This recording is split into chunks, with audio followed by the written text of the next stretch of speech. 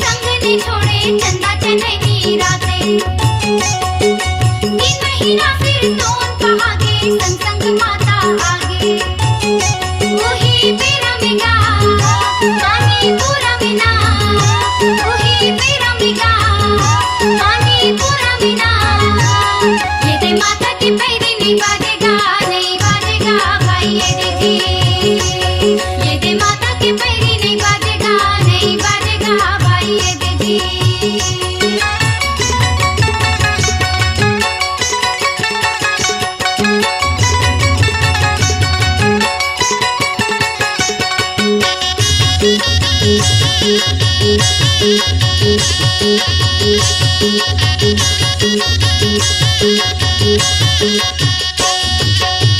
संकनी डंकनी नदिया निर्मा राधा संगाई आगे पाव भरत मांगी माँ मेरी माता की नहीं बाजे तभी तो राजा लखो रहा होगे कैसे दाई पछुआगे लोहा लाटा लौटे राजा दाई लने ठर्रागे दाई पथरा बने राजा मन मांगुने दाई पथरा बने राजा मन मांगुने ये दे करमला पण ठठाए वो भाई ये दीदी ये दे करमला पण ठठाए वो भाई ये दीदी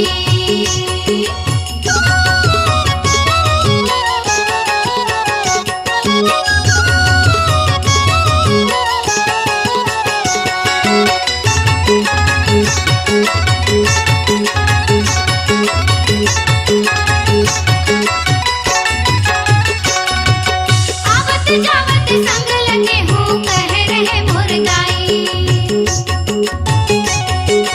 रोवत रोवत राजा गुहारे अब का होगे माई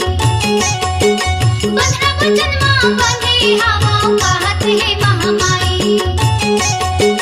संकनी डंकनी नदी निर्मा पथरा बंदी सदाई पाँव गौरी चिन्हा हवे अटल दिन्हा पाँव गौरी चिन्हा हवे अटल दिन्हा आज ले ये हमें परमाने वो भाई ये दीदी आज ले ये हमें परमाने वो भाई ये दीदी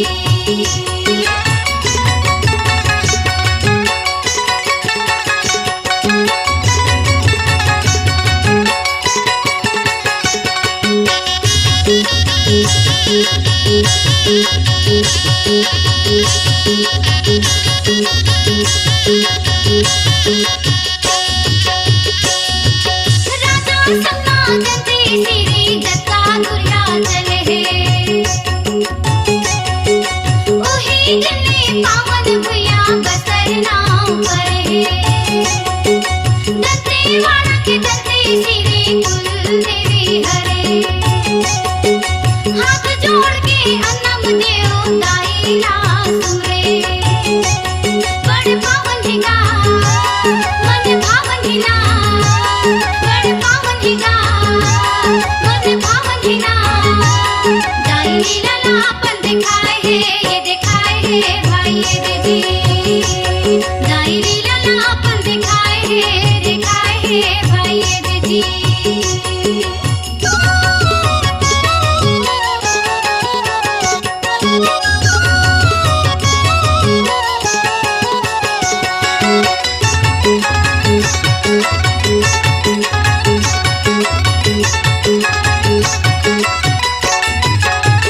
संकनी डंकनी संगम सुंदर माता लाभाए है काकतिया बस दरिया राजा मंदिर ला बनाए है माता माया रुक अन्नम देवा राजपाट ला पाए है बसर के गंदे सिरिहा फूल देवी कहाए है जगमा जाने हैगा राजा नामे होगा जगमा जाने हैगा राजा नामे होगा दाई दयाली मान लपाए है मान पाए है भाई ये दीदी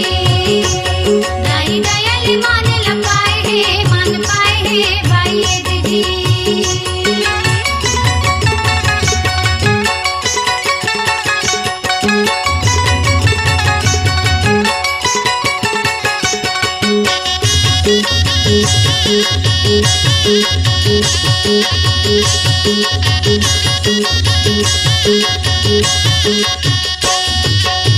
सारी पड़न है दाई की मूर्ति सबके मन भाए है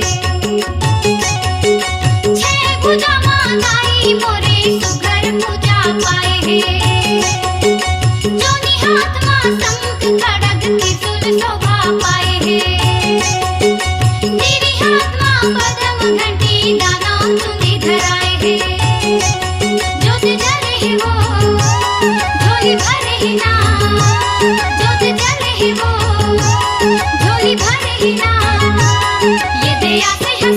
पुराए है भाई जी, ये दया से है सगरो पुराए है भाई जी।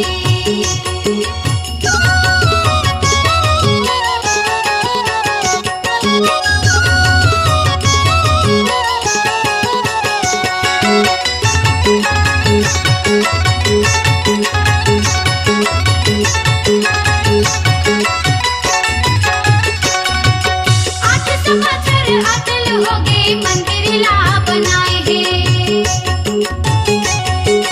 गावन सकती पीठ बने मान गाउन ला पाए हैं।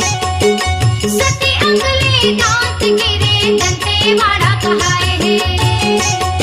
दंत हस्त मां भेद नहीं है दोनों एक जनाए हैं। आरी पारी है वो धनी तुम्हारी है वो, आरी पारी है वो धनी तुम्हारी है वो। ये दे दर्शन पर सब आए हैं भाई जी, ये दे दर्शन पर सब आए हैं भाई जी।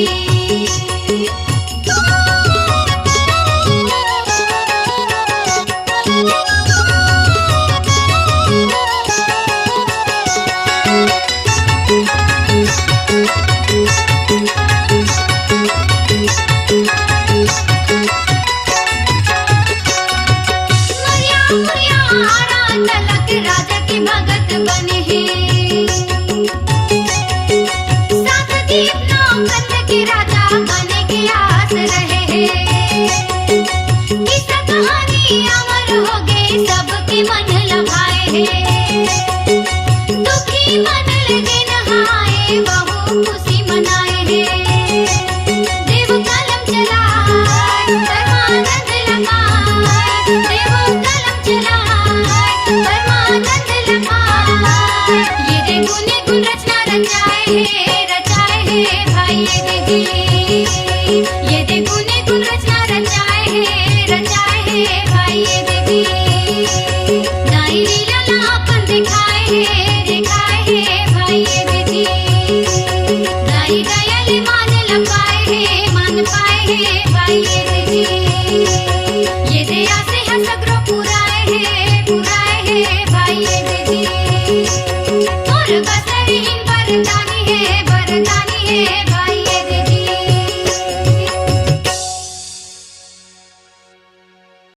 अपनी आवाज को दीजिए एक नया मुकाम। डिजिटल रिकॉर्डिंग की दुनिया का जाना पहचाना नाम स्वरांजलि,